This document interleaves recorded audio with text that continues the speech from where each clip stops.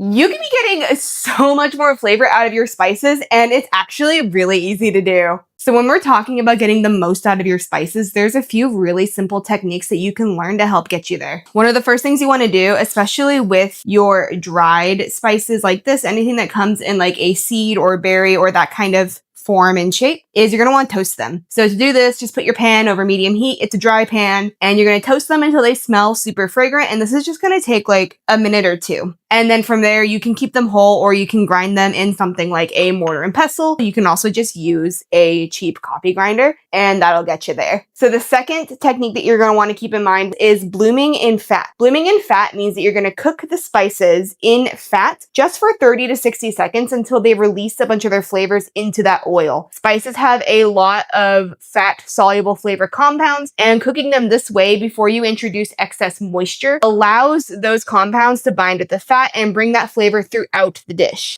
This blooming technique can be used with both dry spices, ground spices, and also herbs. But with dried herbs, what you want to do is not do it for too long. Those ones are a lot more delicate. Mastering these super simple techniques is going to help you round out your spices, mellow them out, help them get along with everybody a lot better in your dish, much more than if you were to just introduce dry spices straight to a hot pot of boiling soup. If you stick around until my next recipe video, you'll see me use these techniques to make a super flavorful but budget-friendly chickpea stew inspired by my work in rural Tasmania during the summer of 2023. If you want more kitchen tips and tricks, delicious recipes, and to hear what it's like to live and work as a chef, then go ahead and give me a follow and check out my Substack, The Stove and All, where I also have all of these tips, tricks, stories, and recipes written down in full for you. I hope to see you there.